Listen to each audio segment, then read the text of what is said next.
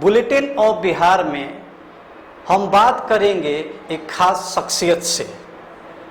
जी, इनका नाम है राजेश कुमार, समाजसेवी हैं। और सबसे इम्पोर्टेंट बात, पटना मेयर का चुनाव लड़ने जा रहे हैं। अभी तक नोटिफिकेशन तो आई नहीं, लेकिन इनकी तैयारी आप पटना की सड़कों में, पटना के शहरों में, पटना की गलियों में देख सकते हैं। तो सबसे पहले तो राजेश जी, आपका बहुत बहुत धन्यवाद हमारे चैनल में आने के लिए और इंटरव्यू देने के लिए, दर्शकों से रूबरू होने के लिए। और पहला प्रश्न आपसे यही होगा, पटना मेयर का चुनाव लड़ने जा रहे हैं आप, यह कैसे आपने तय किया और इसके पीछे कारण क्या है? जैसे बतौर पटनावासी, हमारे आपके और शहर के प्रत्येक पटनावासी की जो पीड़ा है कि लंबे समय से दावों से अलग हट के पटना का स्वरूप जो है लगातार बिगड़ते जा रहा है। और एक शहरवासी के तौर पर हम लोगों के लिए अफसोसजनक है कि शहर में सामान्य नागरिक सुविधाओं का घोर अभाव है। और जहां पूरे देश में माननीय प्रधानमंत्री का प्रयास दिख रहा है, स्वच्छ भारत अभियान उनके द्वारा जो चलाया गया है, स्मार्ट सिटी अभियान चलाया गया है, उसको पूरे देश में देखते हुए पटना में लगता है कि पटना का भी स्वरूप बदलना चाहिए था। और इन्हीं चीज़ों से प्रेरित होकर हम लोगों को लगा कि पेशे से तो हम व्यवसायी हैं, लेकिन शहर के प्रति मेरी भी जवाबदेही है। और निश्चित तौर पर अगर हम चुनाव जीतते हैं तो शहर के स्वरूप में जो मेरा सोच है लंबे समय से, इसके स्वरूप को बदलने का प्रयास हम करेंगे और ईमानदारी से शहर को संवारने का काम करेंगे। जी, बिहार वासियों में और बिहार से जो बाहर भी लोग रह रहे हैं, तो एक प्रश्न की चर्चा हमेशा हो रही है कि जैसे बीएमसी है आपका, महाराष्ट्र का नगर निगम हो गया या दिल्ली का नगर निगम हो गया, काफ़ी रिच माना जाता है और वहाँ की जो जनता है नगर निगम पर काफ़ी डिपेंड रहती है। लेकिन पटना नगर निगम के प्रति लोगों का रुझान उस तरह का 10% भी नहीं दिखता है। नहीं, ऐसी बात नहीं है। पटना में भी आज के तारीख में जनप्रतिनिधियों को अगर देखिएगा तो सांसद और विधायक से ज़्यादा जनता पार्षदों के यहाँ दिखेगी और जन समस्याओं के लिए पार्षदों को ही कांटेक्ट करती है। इसलिए कि रूटीन कोर्स में, रोजनामचे में उनका पाला जो है नागरिक सुविधाओं के लिए अपने पार्षदों से होता है। जी नहीं, मेरा एक प्रश्न इसमें और था कि जैसे मुंबई की आपकी नगर निगम हो गई, दिल्ली की नगर निगम है, उनके कंपैरिजन में बताया जाता है कि पटना नगर निगम जो है वो गरीब है, पुअर है। जैसे पटना नगर निगम में आप पुराने समय में देख लीजिए, केंद्र सहाय के समय एक ऐसा व्यक्तित्व हमारे शहर में मेयर हुआ जो इंटरनेशनल मेयर काउंसिल का 4 बार चेयरमैन वो आदमी रहा। और उस आदमी के भव्य व्यक्तित्व के चलते जो है पटना जो है वो हमेशा चर्चा में रहता था। शहर के नागरिकों का भी जो है उनके प्रति सम्मान था। वो अलग बात है कि उस समय आर्थिक स्थिति जो है पटना नगर निगम की अच्छी नहीं थी, लेकिन आज के तारीख में जिस तरीके से बीएमसी का बजट आकार आप देख रहे हैं, नई दिल्ली म्युनिसिपल कॉर्पोरेशन को देख रहे हैं, तो पटना में राज्य सरकार के हस्तक्षेप के चलते पटना या पूरे बिहार में अगर नगर निगमों की जो स्थिति है उसमें स्थानीय राज्य सरकार का हस्तक्षेप जो है वो एक महत्वपूर्ण कारण है। दूसरे तरफ से विजनरी लीडरशिप का यहाँ अभाव है।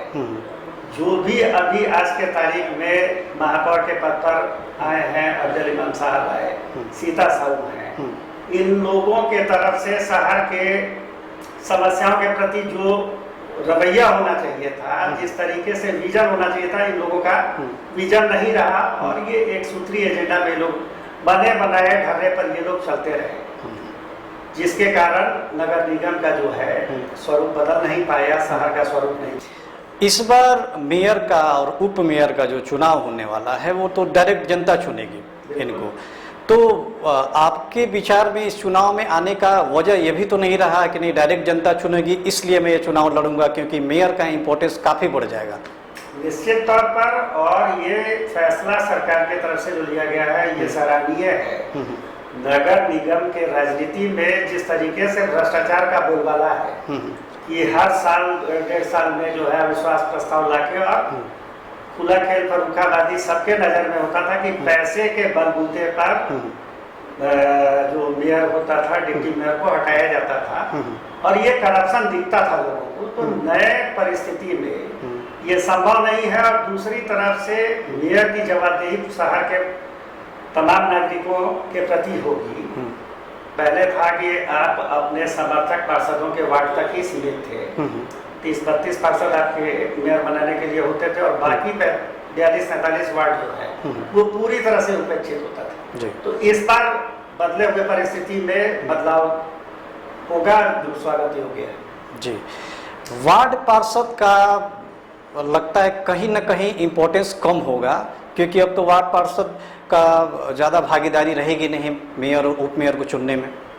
नहीं, मेयर उप मेयर के चुनने में उनकी भागीदारी नहीं रहेगी, लेकिन दूसरे तरफ से योजनाओं के क्रियान्वयन में उनकी भूमिका होगी। इसलिए कि निगम बोर्ड जो है उसमें पार्षदों के जरिए ही कोई भी प्रस्ताव पास होगा, पार्षदों के जरिए ही होना है। और पार्षद का जो कार्यवाही था अपने वार्ड के प्रति, अब उन कार्यवाहियों के प्रति मेयर की भी जवाबदेही होगी। तो ऐसे में तो उनको और स्वागत करना चाहिए नगर निगम में कि पार्षद भी अब उतना ही जवाबदेह माना जाएगा जितना मेयर। जन समस्या बोलते हैं कि नगर निगम का जो सोर्स ऑफ इनकम है वो बहुत ज़्यादा है, इसको या तो छुपा के रखा जाता है या सही तरीके से सरकार पेश नहीं करती है। डब्बू जी, इसके बारे में बताइए कि नगर निगम का सोर्स ऑफ इनकम क्या क्या होता है। नगर निगम के राजस्व का जो जरिया है ये स्थानीय सरकार है। इसमें होल्डिंग टैक्स से लेके प्रॉपर्टी टैक्स से लेके बहुत सारी चीज जो है, विज्ञापन से लेके इनके आमदनी का जरिया बहुत है, जिसके बारे में कभी सार्वजनिक नहीं किया जाता है कि अभी मौजूदा वित्तीय वर्ष में इनकी आमदनी क्या हुई है। ये हमेशा भेद होता है। और मेरे कहने का मतलब है कि निगम में जो भ्रष्टाचार का चर्चा बार बार किया जाता है, कहीं ना कहीं महापौर का पद और उप महापौर का पद जो है दुधारू गाय माना जाता है। तो भ्रष्टाचार के मंशा से ही 2 करोड़ 5 करोड़ रुपए लोग खर्च करके मेयर बनते थे अभी तक। तो निश्चित तौर पर भ्रष्टाचार दिख रहा है लोगों को और राजस्व का रोना जो है ये रोते हैं और राज्य सरकार पर ठिकरा फोड़ते हैं, जबकि इनको सारा राजस्व संग्रह जो है अपने तरीके से करना है और इनके पास संपत्ति भी काफी है, जिसका अगर विस्तार अगर ये करते हैं, मॉल बनाने के बारे में आपने बहुत बार घोषणा सुना होगा, सिर्फ अखबारों में बयानबाजी तक ही सीमित रह जाता है ये सारा चीज। और इनकी स्थिति ये है कि पटना नगर निगम का मुख्यालय है मौर्य रोड जी, आप वहाँ सामान्य नागरिक सुविधाओं का घोर अभाव आप देखेंगे। शहर वासियों में सबसे ज्यादा लोकप्रिय है Maurya road, heart of the capital कहा जाता है उसको, जहाँ महापौर बैठ रहे हैं, नगर आयुक्त बैठ रहे हैं, सशक्त स्थायी समिति के सदस्य बैठ रहे हैं, वहाँ न शुद्ध पेयजल है न शौचालय है। तो भ्रष्टाचार की वानगी जो है आप मुख्यालय में ही देख सकते हैं कि शहर के नागरिकों से एक तरफ से होल्डिंग टैक्स लिया जा रहा है, दूसरे तरफ से नागरिक सुविधाओं का शहर में अभाव है जी। वैसी योजनाएं बनाई जाती हैं जिससे आम आदमी का कोई लेना देना नहीं है। कभी भी जनता के राय से यहाँ निर्णय नहीं लिया जाता है, जनता पर निर्णय थोपा जाता है जो गलत है। ये कि वंशवाद की जो राजनीति होती है, डायनेस्टी है, उसका भी प्रचलन मेयर में और वार्ड पार्षद के बनने में देखा जा रहा है।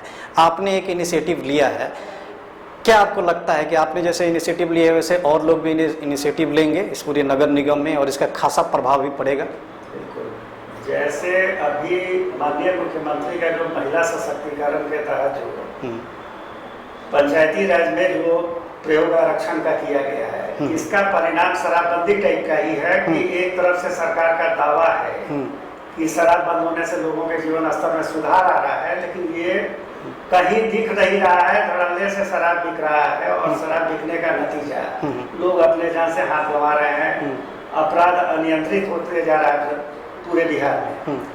तो महिला आरक्षण का भी जो प्रयोग है वो पूरी तरह से निष्फल है। आप महिलाओं के आरक्षण का वकालत करते हैं कि उनको मुख्य धारा में लाना है, लेकिन उसके ठीक उलट मुखिया पति हो या पार्षद पति हो या पार्षद पुत्र हो या महापौर पुत्र हो या महापौर पति हो, पूरी तरह से वो हावी है। तो महिलाओं का राजपाट तो कहीं से भी स्थापित नहीं है। वो समझ लीजिए कि एक मुखौटा है, मुखौटे के पीछे वही चरित्र है, वही स्वरूप है। तो फिर महिला आरक्षण का मतलब कहाँ है? जी, यानी वंशवाद की राजनीति आने वाले दिनों में नगर निगम में कम देखने को मिलेगी। शहर के नागरिकों की जवाबदेही है। वंशवाद का पूरे देश में विरोध हो रहा है, लेकिन उसके बाद भी वंशवाद फल फूल रहा है। इसमें कहीं ना कहीं हम नागरिकों की भूमिका जो है वो गलत है। और जब तक वंशवाद को खत्म करने के लिए हम प्रयास नहीं करेंगे, तब तक वंशवाद नहीं खत्म होगा। और वंशवाद में वैसे लोग जो योग्य हैं, निश्चित तौर पर वंशवाद के चलते उनका जो है करियर खत्म नहीं होना चाहिए। विरासत के साथ साथ अगर उनके पास बुद्धि चातुर्य है, कौशल है, तो हम वैसे लोगों का विरोध नहीं करते हैं। जी, राजेश कुमार जी, पटना नगर निगम का ये हाल रहा कि पूरी पटना पानी से जलमग्न हो गई, खास करके राजेंद्र नगर का इलाका। बड़े बड़े नेता अपने घरों से भागते दिखे गए। तो पटना नगर निगम की क्या क्रेडिबिलिटी घट नहीं जाती है? बिल्कुल घटती है। हर साल करोड़ों रुपए का जो मध्यम वर्ग और निम्न स्तरीय मध्यम वर्ग जो है, हर साल अपने सपनों को बारिश में बहते हुए देखता है। उसके घर का फर्नीचर हो या उसके यहाँ और भी जो जरूरत की चीजें हैं, राशन से लेके सारा चीज, क्योंकि कंकड़बाग एरिया से मैं आता हूँ और बारिश के समय जो शहर का स्वरूप है उसमें कंकड़बाग और राजेंद्र नगर सबसे भयावह स्थिति है। तो ये दुर्भाग्यपूर्ण है कि लंबे समय से जल जमाव ये शहर देख रहा है, लेकिन आज तक इसका अस्थायी समाधान नहीं किया गया है। और बारिश के बाद जो बाढ़ के बाद का जो खेल होता है कि तटबंध मजबूत बनाने के बजाय फिर उसमें रिलीफ बांटने के नाम पर जो सरकारी लूट होता है, वही कहानी यहाँ नगर निगम का और नगर विकास का जो रवैया है, जल जमाव का प्रतीक्षा किया जाता है जिसमें बड़े पैमाने पर लूट किया जा सके। वार्ड पार्षदों से मैं बात कर रहा था और उसी बात करने के क्रम में एक दो चीज़ें आई, उन्होंने शेयर किया। हालांकि उन्होंने ऑफ कैमरा ये चीज़ें मुझे बताई। उनका कहना था कि नगर निगम में उन्हें पर्याप्त फंड भी नहीं मिल पाता है। उसका एक रीजन यह है कि एक एग्जाम्पल के तौर पे नगर निगम का इलेक्ट्रिसिटी बिल करोड़ों रुपये का बहुत दिनों से बकाया था और नगर निगम में कुछ फंड आए नगर निगम के विकास के लिए, और वो जो फंड है ऑटोमेटिकली वहीं से डिडक्ट हो गए और इलेक्ट्रिसिटी डिपार्टमेंट को पेड हो गए। ऐसी चीज़ों पर क्या कहना है आपका? ऐसी चीज़ें जो है वो गलत है। अगर पार्षदों के विकास निधि से अगर उसका भुगतान किया जा रहा है तो निश्चित तौर पर गलत है। और अभी चुनावी वर्ष है तो पार्षदों को मिलने वाला जो फंड है उस पर अभी तक दूर दूर तक संशय बना हुआ है। तो जनप्रतिनिधियों को तो अपने क्षेत्र के जनता को जवाब देना है। तो निश्चित तौर पर ये दुर्भाग्यपूर्ण है। जी, उप मेयर का जो पद होता है, कुछ लोग यह भी बताते हैं और ऐसे अमूमन देखा जाता है कि जब मेयर नहीं रहता है तभी उप मेयर की कोई काम होती है, और जब तक मेयर है तब तक उप मेयर का कोई वैसा इंपॉर्टेंस नहीं देखा जाता है। तो उप मेयर का चुनाव होना वो भी डायरेक्ट, क्या यह सही है? बिल्कुल सही है। नगर निगम का जो कार्यक्षेत्र है बहुत ही बड़ा कार्यक्षेत्र है और सशक्त स्थायी समिति, महापौर और उप महापौर ये स्थानीय मंत्रिमंडल है। तो निश्चित तौर पर अगर उत्तरदायित्वों का विकेंद्रीकरण होता है, जवाबदेहियां बांटी जाती है, तो इलेक्टेड जनप्रतिनिधि के तौर पर मेयर और उप मेयर जो है, डिप्टी मेयर जो है, दोनों की प्रासंगिकता है और उपयोगिता है। तो इस पर आवाज उठाया जाना गलत है। बहुत बार ऐसा होता है कि मेयर शारीरिक तौर पर अस्वस्थ हो या शहर में कहीं दो कार्यक्रम हो, कोई विशिष्ट अतिथि आ रहे हो और शहर में बाकी भी आयोजन है, तो उप मेयर का पद जो है ये जायज है। जी, होल्डिंग टैक्स और गार्बेज टैक्स, इनसे भी लोगों को शिकायतें हैं आप तो काफ़ी नज़दीक से पटना को देख रहे हैं, क्या कहना है आपका इसमें? जैसे गार्बेज टैक्स लिया जाना गलत है, इसलिए गलत है कि आज तक गार्बेज का जो मैनेजमेंट होना चाहिए वो कई बार प्रतिनिधि मंडल इनका पटना नगर निगम के पार्षदों का, महापौर का, नगर आयुक्त का प्रतिनिधि मंडल इंदौर गया, चेन्नई गया, लेकिन सैर तफरीह के अलावा वहां से सीखने का प्रयास इन लोगों ने नहीं किया। आज भी जिन इलाकों में कूड़ा कचरा का अंबार है, उस इलाके से गुजरिएगा तो आपका तबीयत खराब हो जाएगा। और आप कल्पना कीजिए कि जो उस इलाके में अगल बगल में रहने वाले लोग हैं वो तरह तरह के बीमारियों से ग्रसित हैं और उनका जीना दुश्वार है। जिस गार्बेज को पूरी दुनिया जो है आज राजस्व के शकल में देख रही है, उसका इस्तेमाल ये नहीं कर पा रहे हैं और लोगों से पैसा ले रहे हैं, जो लिया जाना बिल्कुल गलत है। आज के तारीख में उस गार्बेज का दोहन अगर करते हैं तो निश्चित तौर पर बिजली उत्पादन से लेके ऑर्गेनिक खाद से लेके बहुत सारे चीजों को उस चीज से आप निकाल सकते हैं और उससे फंडिंग भी आपका होगा, लोगों को रोजगार मिलेगा। अगर प्लांट लगाया जाता है तो उसमें लोगों को नौकरी भी मिलेगी और शहर के नागरिकों का जीवन भी सुधरेगा। जो अभी बजवा जाता होगा जो गंदगी है, तो इतने लंबे समय तक गार्बेज अभी प्रॉपर ये लोग जो है मैनेजमेंट नहीं कर पाए हैं और ये सिर्फ घर से कूड़ा उठाने के नाम पर गार्बेज टैक्स ले रहे हैं, जबकि उसका पूरी तरह से ये तब जायज होता जब वो उस गार्बेज का ये उचित इंतजाम करते, तो इनका उचित होता गार्बेज टैक्स लेना। ये विनय कुमार पप्पू एक जो उप मेयर थे पटना नगर निगम के, उनसे जब मैं इंटरव्यू कर रहा था तो एक सवाल उन्होंने उठाया कि जो कॉन्ट्रैक्ट लेबर का मामला है, तो कॉन्ट्रैक्ट लेबर का ऐसा मामला है कि पटना जब जलमग्न हो गया था तो सब पर कार्रवाई हुई, लेकिन कॉन्ट्रैक्ट लेबर पर जो कॉन्ट्रैक्ट लेबर नहीं, जो कॉन्ट्रैक्ट कंपनी है उस पर कोई कार्रवाई नहीं हुई, किसी को भी हटाया नहीं गया। तो कॉन्ट्रैक्ट लेबर की जो ये पूरी प्रोसेसिंग है, इस पर क्या कहेंगे आप? देखिए, विनय पप्पू जी के राय से हम सहमत नहीं हैं। कॉन्ट्रैक्ट लेबर पूरे देश में आज के तारीख में कॉन्ट्रैक्ट लेबर मजबूरी में लिया जा रहा है, इसलिए कि सरकार की स्थिति ऐसी नहीं है कि इनकम रिटायरमेंट बेनिफिट देता है और जरूरतों के हिसाब से कॉन्ट्रैक्ट लेबर का होना जरूरी है। कॉन्ट्रैक्ट लेबर के जिम्मे जो है कार्य निष्पादन करना है, निर्देशन तो यहाँ के अभियंताओं का है, नगर आयुक्त का है। तो जो दोषी हैं वो कॉन्ट्रैक्चुअल स्टाफ नहीं है बल्कि सीनियर ऑफिशियल जो है, और उन पर जो राज्य सरकार ने कार्रवाई किया वो सही था।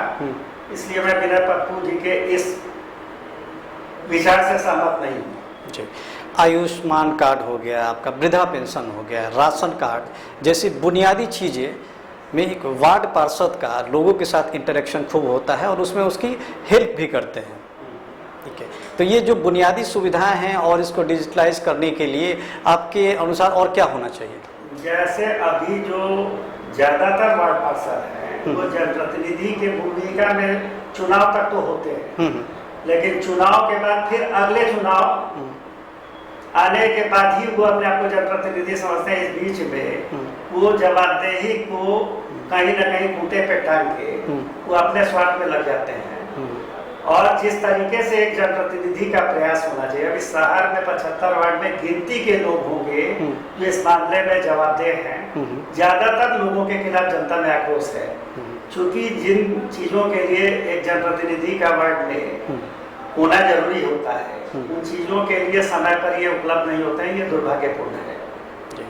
राजेश कुमार, अगर जनता अपना आशीर्वाद देती है तो पटना नगर निगम में वो क्या क्या करेंगे जिससे लोगों को या बुनियादी जो सुविधाएं हो वो डायरेक्ट मिले और बड़ी आसानी से मिले, ईमानदारी से मिले?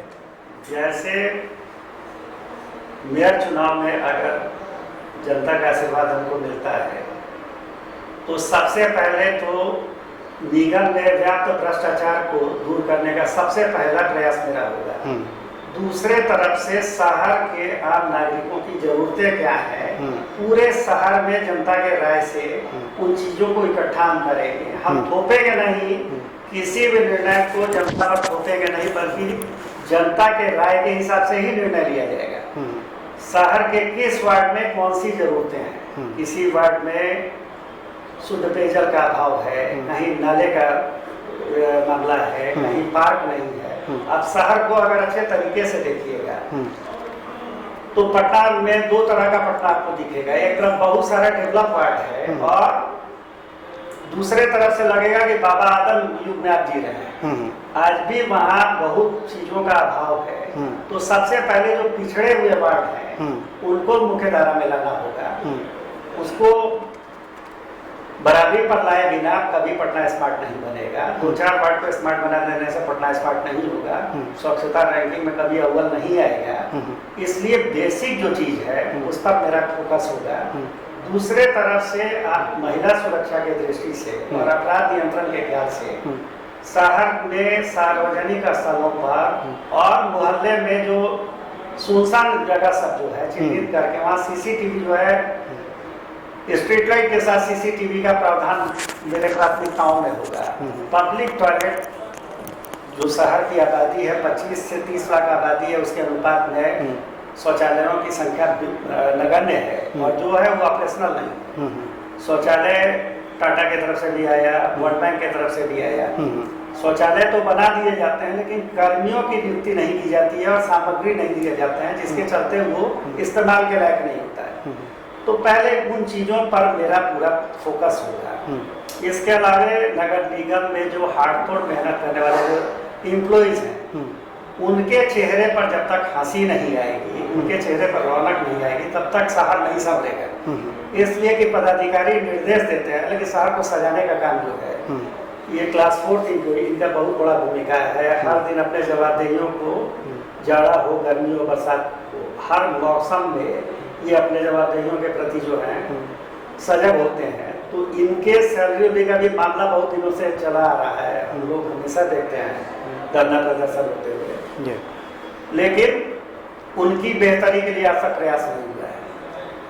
वेस्ट मैनेजमेंट जो है, कूड़ा कचरा आप दरबंगला से निकाल के आप बाईपास पर निकाल दीजिए तो मेन शहर से आप किनारे करते हैं, लेकिन शहर का ही हिस्सा है, नगर निगम का ही हिस्सा है। वहाँ के भी नागरिक उतने ही महत्वपूर्ण है जितना कंकड़बाग और राजेंद्र नगर या गर्दनीबाग के।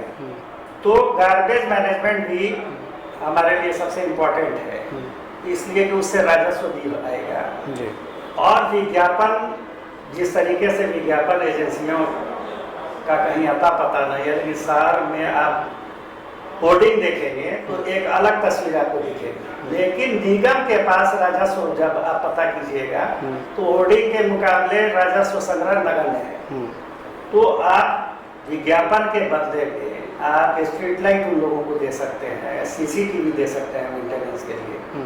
दूसरे तरफ से आप शहर में लावारिस गायों का भी स्थिति बहुत भयावह है। शहर में गंदगी के चलते भी उनको जवाबदेह बनाया जाता है। लेकिन मेरा यह मानना है कि जानवर भी उतना ही महत्वपूर्ण है जितना आदमी। शहर के नागरिकों के लिए दूधापूर्ति सुचारू रूप से चले, इसलिए उन जानवरों का होना भी जरूरी है। लेकिन निगम के तरफ से हमारा प्रयास होगा कि हर वार्ड में बड़ा गौशाला बनाया जाए, जहाँ पर जो पशुपालक हैं वहाँ पर रह के उस वार्ड के नागरिकों को बेहतर तरीके से दूध का मैंने उपलब्धता करा पाए। ये थे राजेश कुमार। दर्शकों के सामने इन्होंने बड़ी बेबाकी से अपनी राय रखी और पूरे पटना नगर निगम वासियों से ये आशीर्वाद चाहते हैं। बुलेटिन ऑफ बिहार की तरफ से भी राजेश जी और डब्बू श्रीवास्तव जी को बहुत बहुत शुभकामनाएं कि आप जी पटना के नागरिकों से एक अपील भी है कि लोकसभा और विधानसभा के तरीके से आप स्थानीय निकाय के चुनाव में भी जम के मतदान करें, इसलिए कि आपके मतदान के बगैर निष्पक्ष मतदान संभव नहीं है। मुट्ठी भर वोटर के वोट से चुना हुआ जनप्रतिनिधि जो है वो कभी भी अपेक्षाओं पर खरा नहीं उतरेगा। तो निश्चित तौर पर मतदान खुद भी करें और लोगों को भी प्रेरित करें। साथ ही इस पर जो उम्मीदवार हैं, आपके पार्षद के उम्मीदवार हैं या उप महापौर और महापौर पद के जो प्रत्याशी हैं, उनके चयन में भी जाति धर्म से ऊपर उठ के आप अपना निर्णय लें, ये हमारा आप लोगों से आग्रह है। जी, ये थे राजेश कुमार। एक अपील भी की इन्होंने पटना निगम वासियों से, और बुलेटिन ऑफ बिहार को और जो भी इनके शुभचिंतक हैं सभी को आशाएं हैं कि ये अपने किए गए वादों पर खरे भी उतरेंगे और पूरी पटना नगर निगम की जनता इनको अपना आशीर्वाद जरूर देगी। राजेश जी बहुत बहुत धन्यवाद हमारे चैनल में आने के लिए। Thank you very much. Thank you.